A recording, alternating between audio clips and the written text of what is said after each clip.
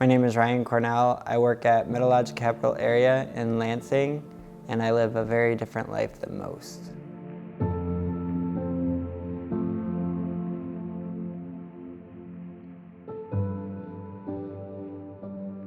Childhood growing up, I was in the closet. I never really got to explain who I was to anyone. I was kind of living a double life. I didn't know it fully at the time until I hit middle school, but when I got into college, that's when the doors were wide open. Ryan is Ryan. I mean, he's always been a really vivacious person, always outgoing, compared to like his other sibling who was more the stay-at-home kind of person. I realized when I was different when I was young, but it really hit me when I was in middle school.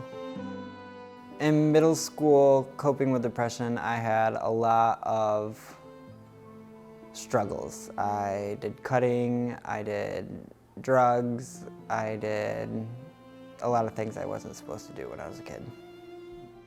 Mental health is anybody struggling with any kind of emotions, and we kind of look at, from a clinical standpoint, we're looking at kind of emotional regulation or dysregulation. We're looking at maybe problematic patterns of thinking or altered perceptions of reality for more of the severe mental illness, mental health kind of things. Typically in our office, though, a lot of our conversations have to do with the stress that comes with being a college student. Depression, sadness, feeling overwhelmed. Those are the most common things I would say a lot of our clients deal with. So when he got up into junior high and he was more staying in his room, more not as social, at the time we just thought it was a adolescent thing, you know, going through teenage angst like most kids. But then in hindsight, once we discovered his mental health at that time, like when he was trying to try and commit suicide and those things, I thought as a parent, I should have saw those signs. I felt kind of guilty at first. Parents, it's not your fault. Your kid's depressed, it's not your fault, and it's not personal. I think a lot of parents, because in the best of intentions, will see their kid struggling and they will blame themselves. What did I do wrong? And sometimes they get angry, but the responsibility is on you as a parent to support your kid. A lot of the mental illness and stuff it's connected to our genetics. If depression runs in your family, there's a very high likelihood that your kid's going to be depressed. It is what it is. It's not your fault. Don't blame yourself for it. It is on you to support them. Being a parent, there is no rule book, you know, you just kind of live it and do it as it happens. But I think we both came out okay on the other side. I mean, I wish I could have helped him through that more if I'd have known what was going on. I like to break it down just in two different categories. The first one is the vacation. So that is when you think about having fun, that is vacation type self-care. It's taking a break from the thing that's stressing you out, making you sad, causing you any kind of emotional dysregulation. And when you do a vacation, you know, do things that make you happy. So in my free time to help cope with my depression, I would go outside and go for walks. Drawing and painting helped me to escape just because everyone thought it was cool. If I could paint and draw well, everyone liked it. Everyone thought it was cool. Everyone was coming to me saying, oh, could you draw me this? Could you draw me that? So that was a good stress relief during the day. So in high school, I did realistic more to like get my mind off of high school in a way. I also did like cartoons to like fit in. I felt alone. There was no one.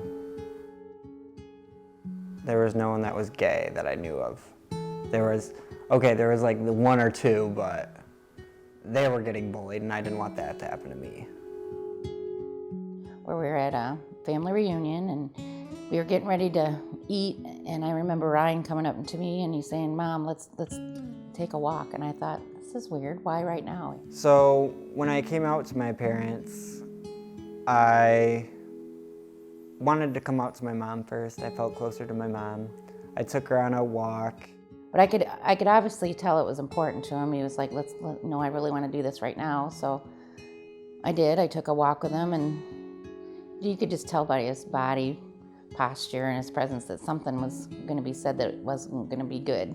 immediately just started busting down into tears, and she was just wondering why I was just beside myself and crying. So when he started talking, I just listened and I didn't say too much till I got to the end where, you know, when he finally said, "Mom, I'm gay," I don't want to say I wasn't surprised. I guess I was a little bit, but I've always known Ryan was different, you know what I mean? But he is who he is. It doesn't change how I felt about him. And I guess it was a burden for him to finally let go of that. And I guess it was for me in hindsight to finally say, okay, fine, that's who he is. I don't want him to change. I just want him to be happy. First year Ferris, I kept things pretty chill. I wanted to experiment, but I didn't experiment a lot. I really kept to myself still, had my cliques with my friends, but made sure I kept a straight face. Growing up is hard. Growing up is hard. Figuring out who you are is hard. There's a lot of different pressures that people may feel when it comes to sexual orientation and whether or not it's safe to come out if you have a supportive family and friend group or something like that. That's really hard.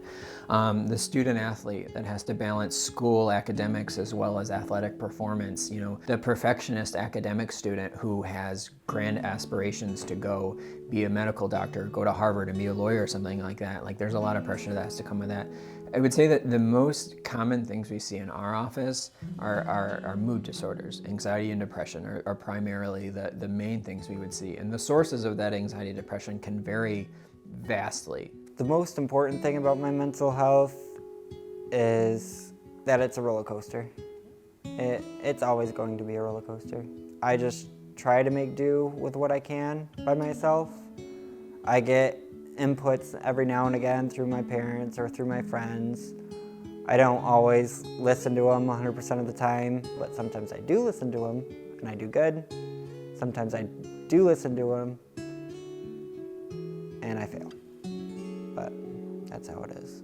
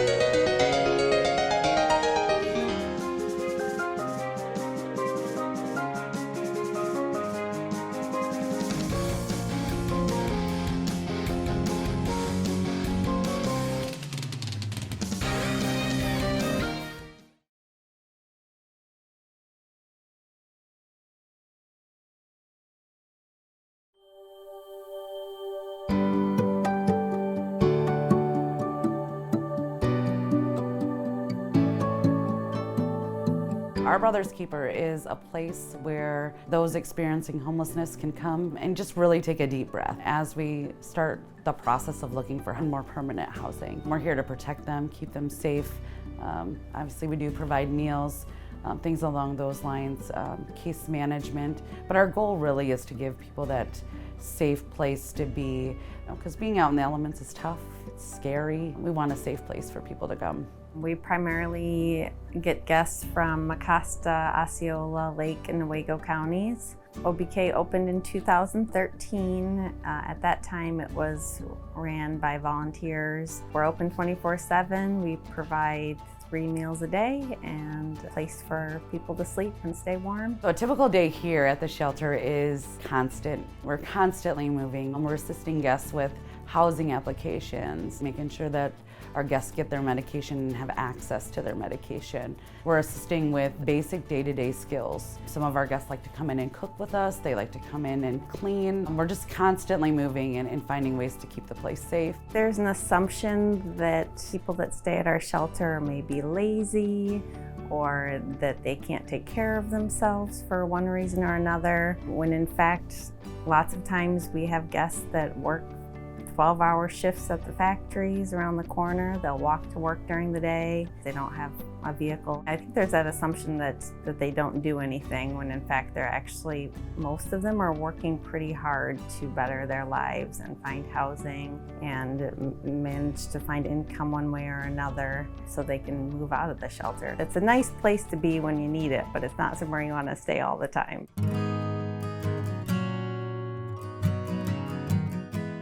The biggest thing is I've always been on my own. I've always, dealt with my own scenarios and, life circumstances as I, dealt with them. Being here is a little different, seeing some of the issues I was dealing with addiction and some mental health issues. Knowing that, this isn't a place to, let loose and party it up, I had to stay firm and grounded on some of my beliefs and things that I wanted to accomplish. And so far I've been able to accomplish those things. Well, I've been staying in my car for about a year and a half. I've been homeless for 3. I've been trying to do a lot of stuff on my own, thinking that I can do it by myself. But at some point in your life, you have to come to a realization that you cannot do all things by yourself. You do need help, and you do need a community to help you build yourself up so you can be your own individual. I was working in Bay City at Baycast, and I was an overhead crane operator. I came upon a bad situation in my life to where I became homeless.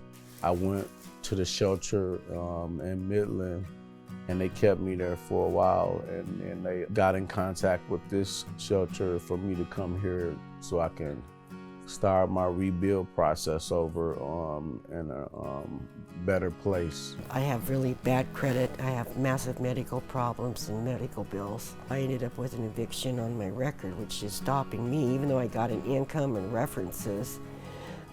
So I went through the health department originally. And I'm from this area, so I went through all the organizations like Mecosta Senior Services. I know all the departments, everything like that, but because of my record, I couldn't find anything. So even with the health department, who had specialized programs, they couldn't find anything because of my record. I take insulin 4 times a day, 2 types. That's just the insulin, and that had to be refrigerated. The reason I came into this shelter is to keep my insulin from going bad, because I was taking it 4 times a day, taking specialty medicine on top of it. It's been out of control for over a year, so. We have seen a few guests come from maybe some rehabilitation center. They may have had a surgery, a mental health episode, and then they come to us.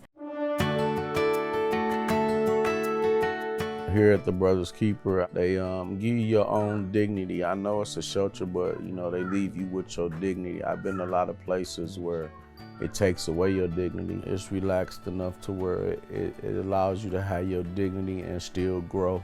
They supply you with absolutely everything you need. If you need your education, your driver's license, you need help with applications for apartments, they help you with it. They help supply food, they give you clothes. You know, if somebody comes in here and can't remember medicines that they take, they automatically document it, so if they are going back through it and see that you haven't taken it, they'll call you in and say, hey, you forgot your medicine. They're really helpful, they communicate, they're loving, they give you emotional support. The staff is very accommodating. All the people I've met here have been very warm and welcoming. Even the people that you stay with. They got me set up with community mental health. So I see a therapist and counselor and going through some things that I'm dealing with. They definitely set your mind at ease as soon as you get kind of settled in and everything. Well, it's been very warming, very nice, very comfortable. They make you feel like you're at home, so you can feel secure and feel better about yourself as an individual. They've done a lot of things for me, like all the clothes I got. I came here with just shorts, a t-shirt, and one little small jacket and this hat, and didn't have much to my name. They helped me with shelter because I was living in Big Rapids up here, and I lost my home because I got in an accident. I broke my back and neck, and luckily I'm able to walk, and somebody would help me, and they did. OBK's helping me.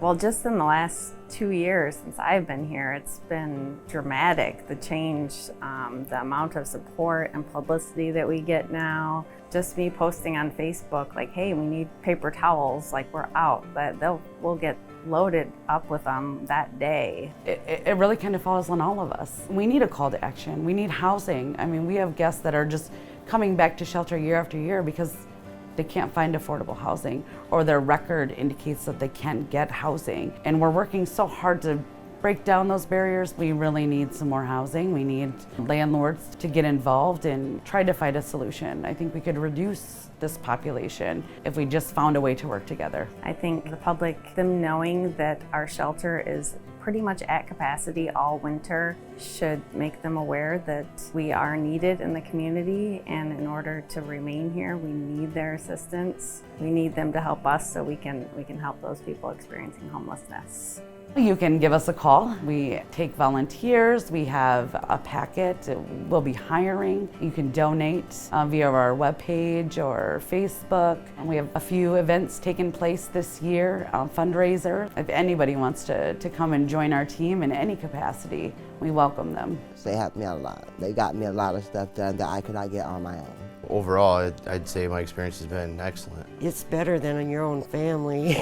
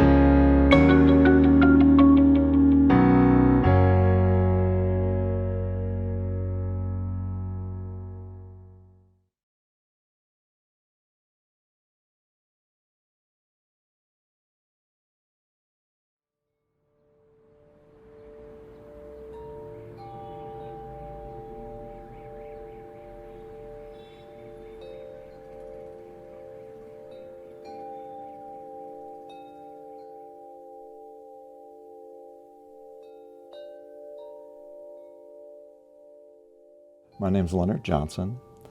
I'm the Associate Provost for Academic Operations here at Ferris State University and have been coaching the disc golf team since 2006. Starting in, I think it was 2017, was the first time we had competed in the Tiger Town Throwdown at Clemson University. That's one of the final qualifiers of the year, leading up to nationals. Our A and B teams finished second and third, beating out all of the other teams, and that was really quite a statement, I think, to college disc golf, that not only did our number one team only lose by one stroke and beat 23 other teams there, but our second team also beat those other 22 teams. So following that, the team was feeling really confident and just could not wait to get back to nationals.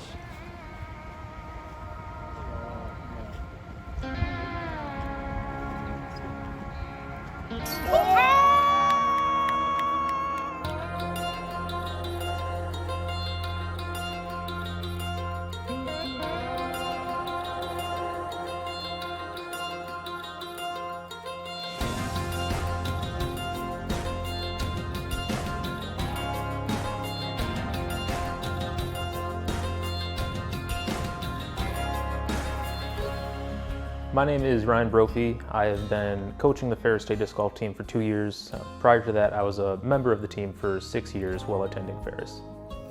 The A squad was doing pretty much as expected. We knew we had a solid group coming into it. First round, they did team doubles. They shot well. I believe we were tied for first after the first round. And then the second day, we had our singles rounds. Again, you go out, play your singles scores, they get averaged. After that, we were still up towards the top.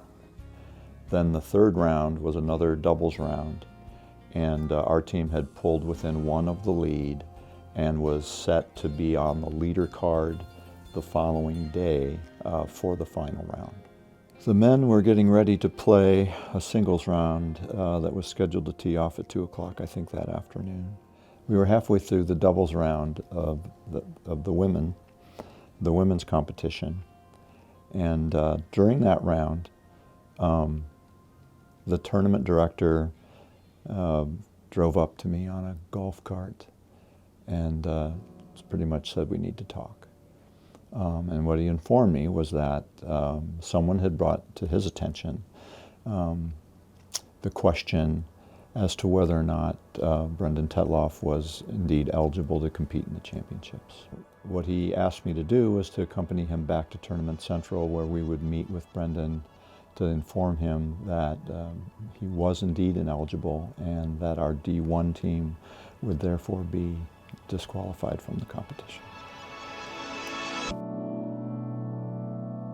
After round 3, Ferris State was in contention, then got disqualified for an ineligible player, Brendan Tetloff. My name is Brendan Tetloff, and I am on the Ferris State A team. I was pretty heartbroken at first. I didn't take it very well. It's pretty hard to tell your teammates that, hey, we can't play anymore, But they understood, we had no idea. And it was rough, but we were pretty strong about it. I kind of didn't really believe it at first. It almost felt like it was a dream because everything had been going so well up until that point, and it just took me so off guard. The PDGA, that's the Professional Disc Golf Association, keeps a list every year of premier professionals, and those are players that meet certain criteria, and it's either the ratings based or the amount of money that they've earned.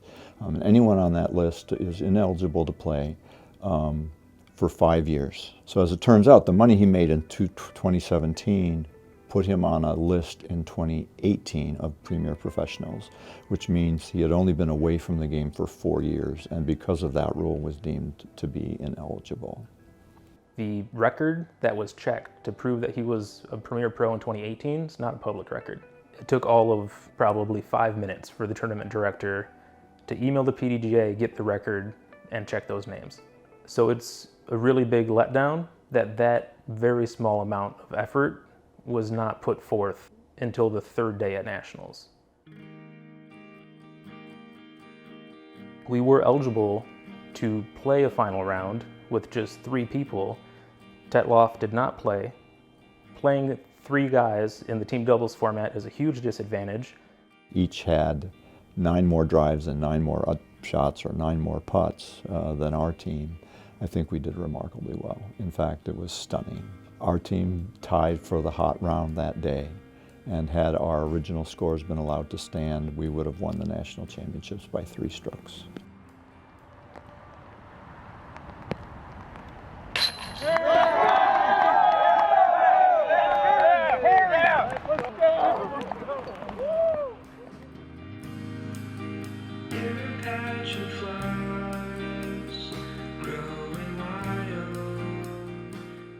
The takeaway is I've learned a heck of a lot. You've got to do everything you can do, especially when your players pour their heart and soul into this game. You owe it to them to do everything you can to make sure they're given a fair shake. And in this case, while I don't feel like we got a fair shake from college disc golf, the way this whole thing played out, because I think it could have been prevented. You know, even though I could have been a little more proactive and made sure that Brendan was eligible, I had all the faith in the world that those eligibility checks were being done, but they weren't. And so I learned you can't assume, especially with a sport as young as college disc golf is and where it's going. They still have a lot of bugs to work out, and hopefully they'll get their act straight. I'm not 100% sure if I'm coming back to college disc golf or not next year. I'm taking my pro career very seriously, and I'm hoping to do as well as I can in that. If it turns out to where I don't make enough money and I am eligible to play college next year, I would love to come back. I love the team. I love everything about playing college disc golf, but we'll just have to see at the end of the year where I'm at with that. Yeah, my plan is just play a few tournaments here and there and come back next year way stronger and just, hopefully blow out the whole field. I'm retiring from the university, but I want to stay fully engaged with the team. As Professor Emeritus, I will be still the advisor of the Registered Student Organization that oversees disc golf and ultimate frisbee. I want to bring a team stronger than ever, and I know the players are driven to return and to make things right. I predict we'll have 2 of the strongest men's and women's teams in the field in 23.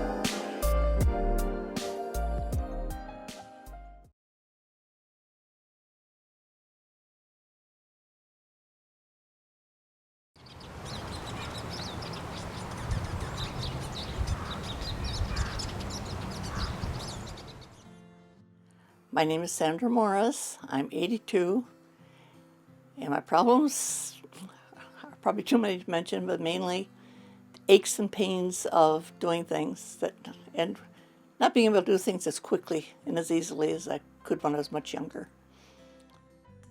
Well, my name is Donald Morris.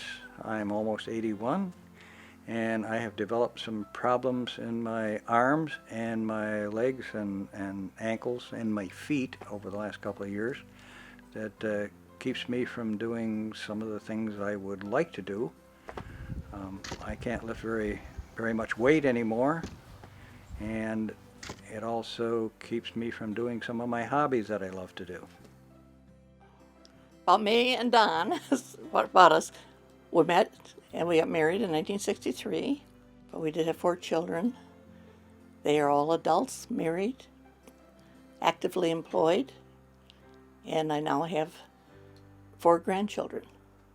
It's very gradual, and quite often it isn't until you start having problems, then you think, oh yeah, like one doctor kept telling me, you know, you're not 50 anymore. And then I've noticed as I've gotten older, it's more difficult to get up out of a chair. You're more apt to fall accidentally, whether it's from medication or tripping over cats or whatever. And you're more liable to break a bone if you do fall as you get older. But I'm lucky. I haven't aged as bad as many of my friends my age.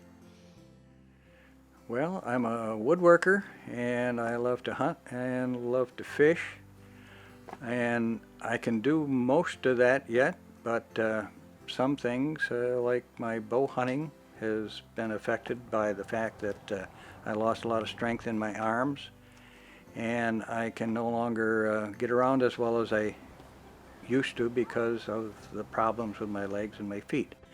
So I had to switch from a compound bow to a crossbow, but other than that, not too much that I can't do.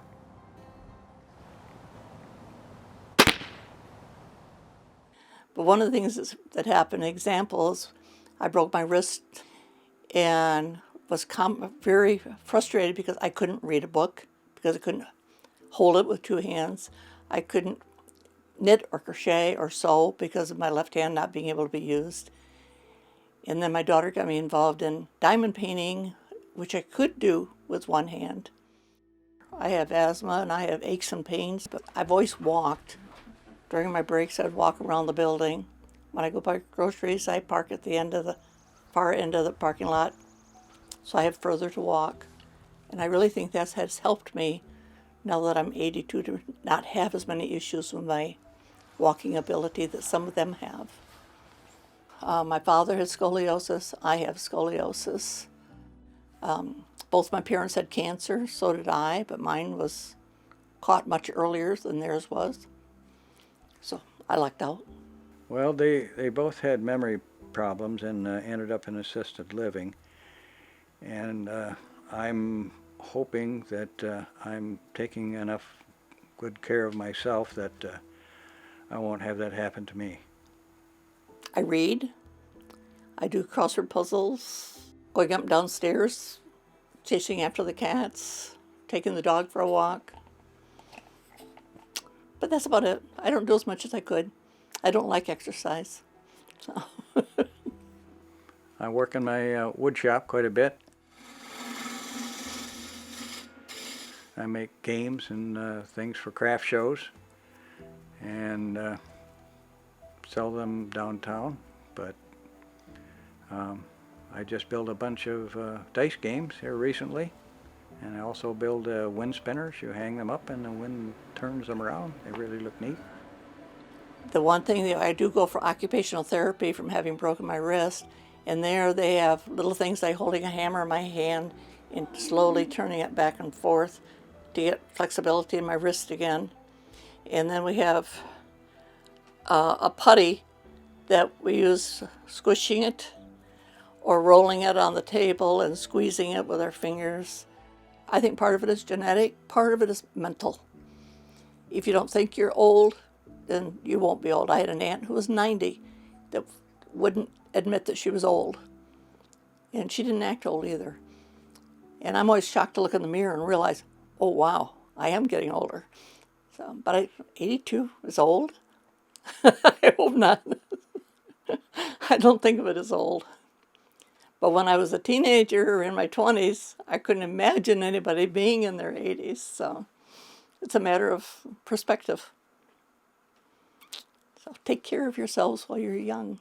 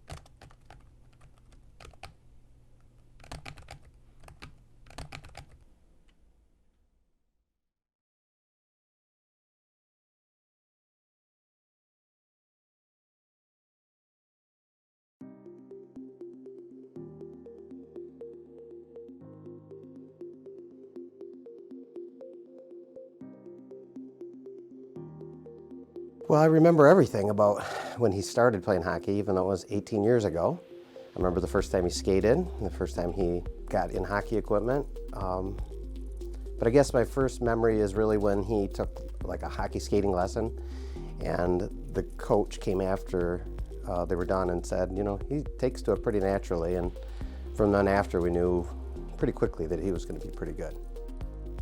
Nathan played all of the sports growing up.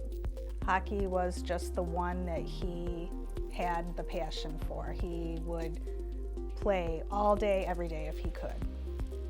It was hard to see him give up other sports because he was really passionate about sports, and he was pretty good at most sports he tried, like basketball and baseball. And those were sports I knew and coached him at. But it did become obvious, maybe when he was around 8 or 9 years old, that he was going to be better at hockey than he was at other sports compared to the others. Nate started skating and playing hockey really at a late age for that, and that's at about 6 years old. And he started traveling at 8 years old, and then really for the next 14 years, he was on the road for hockey. What stuck out to me about hockey is that nobody in my family really did it, so it was something different. When I realized I was pretty good at hockey, I was actually pretty young. I think like 8, maybe 9 years old, playing squirt hockey. I was able to score a bunch of goals, and I kind of realized at that point I was good at it. Watching Nathan progress was a really gradual thing, but he kept elevating his play to the top of where he was at. And he started on a travel team, and he was like the best couple players on that team. And then he always wanted to try to make the next level. My goal when I was 11, 12 was to play in the NHL, for sure. That's a very difficult thing to do. Not many people get the opportunity or have the opportunity to do that. So that was always my goal, to play in the NHL. Unfortunately, that did not happen.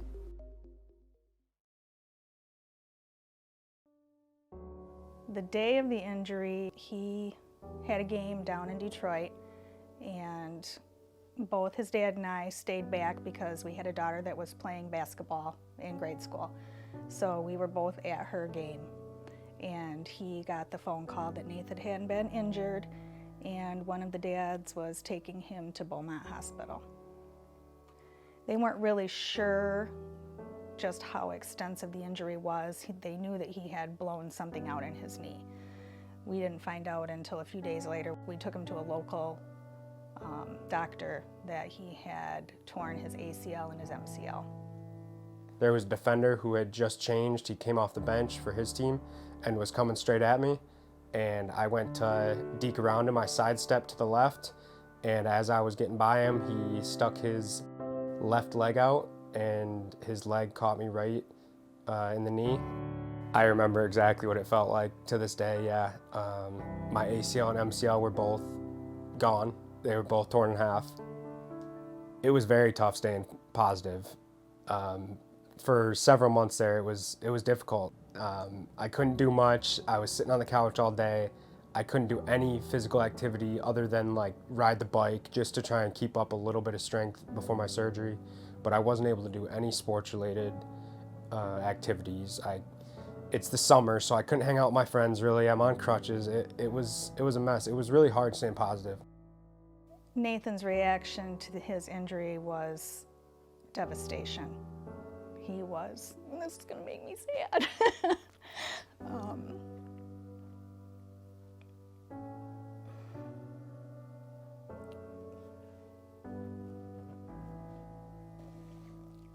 As a parent of a hockey player, you know that it's always a possibility that they can get hurt because you see it happen all the time. He was just getting at a point in his hockey career that he felt he was making good strides. His goal was always to play for the Red Wings. And there's certain steps that you have to go through to get there. And this was just a really big setback for him.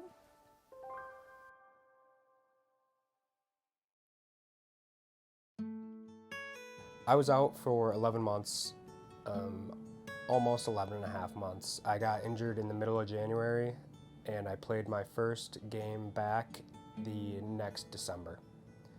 I'm proud of some of the way I handled it, and others I look back and I probably could have done more. I'm proud at how I rehabbed, and I'm proud at how I put the work in to get my strength back. But my mental attitude for a long time while I was injured was not the greatest. And I look back and I realize that now, that I wasn't in the best headspace. But thankfully I had good parents and my friends were there for me, so I was able to get through it, even on the times when I was kind of down in the dumps. After the injury, I was impressed with Nathan's determination to get back on the ice. It didn't seem to faze him. He just wanted to get back and do what he loved doing. Playing for the Club Dogs for 3 seasons was the best time I ever had playing hockey, by far. The relationships I built, the guys on the team, and just the overall atmosphere where it wasn't very stressful, but we're still playing hockey at a high, intense level. We're trying to win, and it was competitive. So I loved all the guys on the team. We had great coaches. The fact that I'm going to school with these guys and playing hockey, we were able to have fun on and off the ice. I had a great time on the Club Dogs, and it really was the best 3 years of hockey I ever played. Reflecting back on my time spent in this hockey world can go a few different ways, because I wasn't able to make it as far in the game as I wanted to, but I'll never take away from myself what I was able to accomplish growing up. Growing up playing hockey, you play on a lot of different teams, but you make so many awesome relationships on the way. And luckily for me, I was able to make some really good friends. I still have these friends to this day that I met when I was 8, 9, 10 years old. So I still love hockey. I don't regret any of my experience in hockey. I'm glad I played. And unfortunately, I didn't make it to the NHL, but I wouldn't change a thing.